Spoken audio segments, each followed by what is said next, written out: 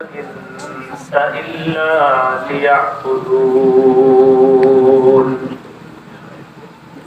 وقال رسول الله صلى الله عليه وسلم: قال الله عز وجل في الحديث القدسي: يا ابن آدم تقرب لعبادتي أملأ صدرك غنى وأسد فقرك، وإلا تفعل ملأت يديك شغلا ولم أسد فقرك.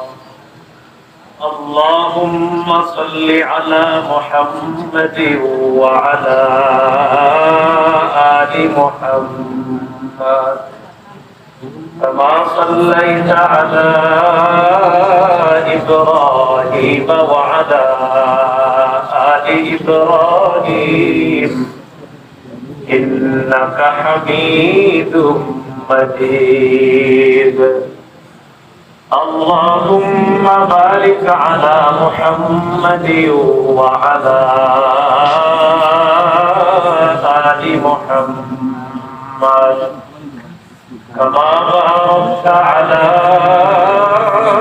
إبراهيم وعلى آل إبراهيم إنك حميد مجيد.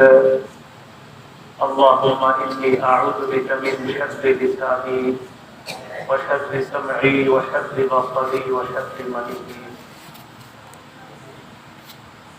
জামিয়া হুসাইনিয়া দারুল উলুম মাদ্রাসা মসজিদ ও এলাকাবাসীর উদ্যোগে আয়োজিত এই মাহফিলের উপস্থিত হযরত উলামায়ে কেরাম, মুসলমান ভাইরা, মাইকের আওয়াজ যতদূর যাচ্ছে বিভিন্ন স্থানে অবস্থানরত শ্রদ্ধেয় মা বোনেরা, আল্লাহ রাব্বুল আলামিনের দরবারে শুকরিয়া আদায় করছি। আল্লাহ আমাদেরকে এই মাহফিলে উপস্থিত হওয়ার তৌফিক দান করেছেন বলে আলহামদুলিল্লাহ। আমি আপনাদের সামনে সূরাতুল যারিয়াতের 56 নম্বর আয়াতে কারিমা তেলাওয়াত করলাম। আয়াতে আল্লাহ রাব্বুল আলামিন বলেন, জিন ইনসানকে আমি সৃষ্টি করেছি ইবাদত করার জন্য। ইবাদত কতদিন করবে মানুষ?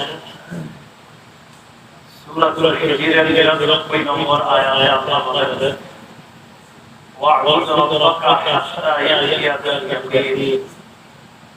মরণ আসা পর্যন্ত তুমি তোমার রবের ইবাদত করো।